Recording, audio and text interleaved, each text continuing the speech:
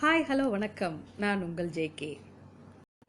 ஆயிஷா ரா நடராஜன் அவர்கள் எழுதிய என்னை செதுக்கிய மாணவர்களில் இன்று கமர்கட்டு கணக்கு வாத்தியார் காந்திமதி.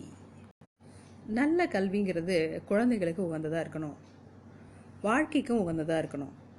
அப்போ தான் அது கல்விக்கே உண்மையானதாகவும் உகந்ததாகவும் இருக்கும்னு சொன்னது புதிய கல்வி முறையை உருவாக்கிய இத்தாலி நாட்டைச் சேர்ந்த மரியா மாண்டிசோரி அவர்கள்.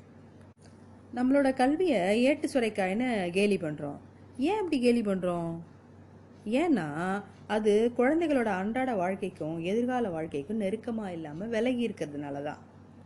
பள்ளி பாடத்தோட உள்ளடக்கம், வழிமுறை, அதனுடைய மொழி அமைப்பு, அந்த போதனை முறை எல்லாமே குழந்தைகளோட நிகழ்காலத்தை புறக்கணித்து எதிர்காலத்தை மையப்படுத்தி அல்லது எதிர்காலத்தை நோக்கி போகுதுன்னு அப்படின்னு நினச்சிக்கிட்டு முரட்டுத்தனமாக இயங்குது. கல்வியாளர்கள்லாம் என்ன சொல்கிறாங்க அப்படின்னா, இந்த மனப்பாட கல்விங்கிறது தேச நலனுக்கும் சமுதாய நலனுக்கும் ஏன் குழந்தைங்க நலனுக்குமே பெரிய தீமையை ஏற்படுத்துதுங்கிறாங்க. குழந்தைகளை வெற்றியாளர்களாக கொண்டாட வேண்டிய இந்த கல்வி எப்போதும் அவங்கக்கிட்ட இருக்க சின்ன சின்ன திணறல்களை கண்காணித்து பதிவு செஞ்சு அவங்கள வெறுப்புக்கு ஆளாக்குது. அதுதான் உண்மை. ஒரு அறிவியல் விதியாக இருக்கட்டும், இல்லை கணித சமன்பாடாக இருக்கட்டும், இது வாழ்க்கையில் எங்கே பயன்படும் அப்படின்னு தெளிவு இல்லாமலும் புரிதலும் இல்லாமலும் தேர்வுக்காக படி அப்படின்னு சொல்லும்போது அது எப்படி கல்வியாக இருக்க முடியும்? எதாக இருந்தாலும் உன்னிப்பாக கவனித்து கற்றுக்கிற திறமை குழந்தைகளுக்கு பிறவியிலேயே இருக்குது அப்படின்னு மரியா மாண்டிசோரி சொல்லியிருக்காங்க. குழந்தைங்க வளரிளம் பருவத்தை அடையிற வரை மூளை படிப்படியாக வளர்ச்சி அடைஞ்சிக்கிட்டே இருக்குது. குழந்தைங்க பெரும்பாலும் தான் பள்ளியில் படித்த கருத்தை தன்னோட விளையாட்டில் அப்ளை பண்ணுறதுக்கு ட்ரை பண்ணுவாங்க. அப்படி இந்த கருத்தை நான் நேரில் பார்க்குறதுக்கு எனக்கு ஒரு வாய்ப்பு ஏற்பட்டுச்சு. மாணவர்கள் என்னை விட சும்மா சிம்பிளான ஒரு எக்ஸாம்பிளால் ஒரு பெரிய கான்செப்டே கற்றுக் கொடுத்துட முடியும் அப்படிங்கிற உண்மையை எனக்கு புரிய வச்சவர் தான் காந்திமதி. ஒரு தனியார் தொடக்கப்பள்ளியில் நான் 3ஆம் வகுப்பில் எல்லா பாடங்களுக்குமான ஒரே ஆசிரியராக வேலை செஞ்சிட்டு இருந்தேன். கூட்டல் கணக்கையும் கழித்தல் கணக்கையும் தாண்டி பெருக்கலும் வகுத்தலும் அறிமுகமாகிற வகுப்பு அது. சாதாரணமாக கூட்டல் கழித்தலாக நம்ம கை விரல்களை கொண்டே அடக்கிடலாம், ஈஸியாக சொல்லி கொடுத்துடலாம். ஆனால் பெருக்கல்னு வரும்போது இப்போ 4x10 = 40ங்கிற கான்செப்டை நான் புரிய வைக்கணும்னா கைவிரல்கள் பத்தாது. அதே மாதிரி தாங்க வகுத்தலும். பெருக்கல் வாய்ப்பாடு அட்டவணையை மனப்பாடம் செய்ய வைக்கிறது, அதை எழுதி பழக்கப்படுத்துறது அப்படிங்கிற ஒரு சிறு எல்லையை விட்டு இந்த கணக்கு வகுப்பு வெளியில் வராது. மாண்டிசோரி கல்வி முறையில் காகிதத்துக்கே வேலை இல்லை. அது குழந்தைகளோட இயல்பான ஆர்வத்தால் அவசரம் இல்லாமல் இயற்கையான விளையாட்டு உபகரணங்களால் கட்டமைக்கப்படுது. செயல்முறை கற்றலில் நாம் அதை இன்னைக்கு பல வகை கோட்பாடு போதனா முறை நெறிகளாக்கி வகுப்பறைக்குள்ளே எப்படியாவது கொண்டு வர முயற்சி பண்ணாலும் ஆசிரியர்களிடம் அதுக்கு ஒரு பெரிய வரவேற்பு இல்லாதது வேதனையானது தான். அவங்கெல்லாம் இன்னும் பாடநூல், சிலபஸ், கரும்பகை, வகுப்பு பாட நோட்டு, வீட்டு பாட நோட்டுன்னு ஒரு வட்டத்துக்குள்ளே இருக்காங்க. அதை விட்டு இன்னும் வெளியில் வரல. ஆனால் என்ன இந்த வட்டத்திலேருந்து விடுபட வைத்தவர் தான் காந்திமதி. எல்லா பள்ளிக்கூட வாசல்லையும் கமர்கட்டு, கொடுக்காப்புளி, எல்லடை, கடலை மிட்டாய், தேன் மிட்டாய், மாங்காய் கீத்து இதெல்லாம் விற்கிற ஒரு குட்டி கடை இருக்கும் இல்லையா? எங்கள் பள்ளிக்கூடத்து வாசலில் இருக்கிற குட்டி கடையை வச்சிருக்கிற அந்த அம்மையாரோட மகள் தாங்க இந்த காந்திமதி.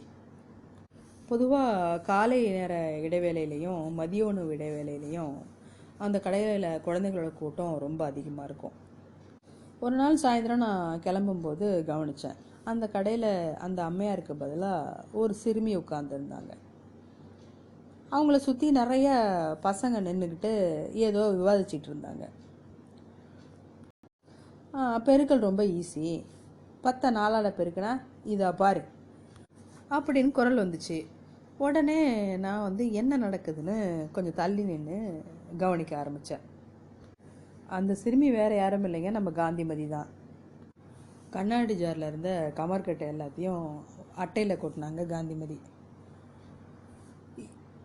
இதோ 10 அப்படின்னு எண்ணி ஒரு 10 கமர்கட்டை ஒரு கூறு, அதே மாதிரி 4 கூறு 10 10ஆக கட்டி வச்சாங்க. இப்போ எண்ணிக்க எத்தனை இருக்குது? எல்லா பசங்க எல்லாம் என்ன 40. அப்போது 4 கூறு இருக்கா? ஒன்றும் இல்லையே 10 10 இருக்கா? அப்போ 4 10 எவ்வளவு? 40 அப்படின்னு அடித்தாங்க. அப்போ வகுத்தில் சொல்லு பார்க்கலாம் அப்படின்னு அந்த கூட்டத்தில் இன்னொரு மாணவி கேட்டா.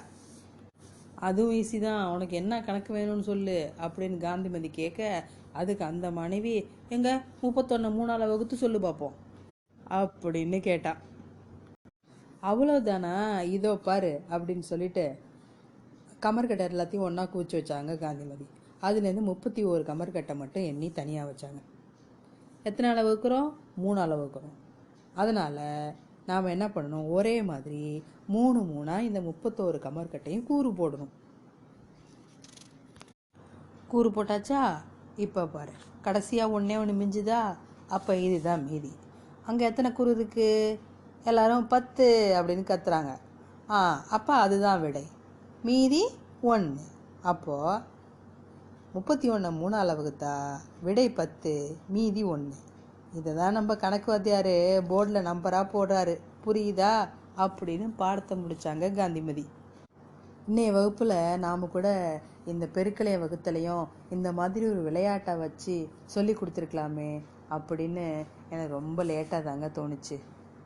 கமர்கட்டை கூறு போட்டு கணக்கை மிக எளிதாக பதிவு வச்சுட்டாங்கல்ல இந்த காந்திமதி. கற்றல்ங்கிறது தனிமைப்படுத்தப்பட்ட நடவடிக்கையாக இருக்கிறதுனால குழந்தைங்க தங்களோட வாழ்க்கையை அவங்க பெற்ற அறிவோடு தொடர்புபடுத்தி பார்க்கக்கூடிய அளவுக்கு ஊக்கப்படுத்தப்படுவதில்லை அப்படின்னு மரியாமாண்டி சொல்கிறாங்க. குழந்தைங்க விளையாடுற விளையாட்டோட கணிதம் கலந்துச்சுன்னா அது கமர்கட்டை விட இனிமையாக இருக்கும்னு எனக்கு புரிய வச்ச காந்திமதி தன்னுடைய வறுமையை வென்று பட்டதாரி ஆயிட்டாங்க. இப்போது மதி இட்லி மாவு பாக்கெட் அப்படிங்கிற சுயதொழிலில் கணக்கு போட்டு வாழ்க்கையில் முன்னேறிக்கிட்டு இருக்காங்க. மீண்டும் சந்திப்போம். நன்றி.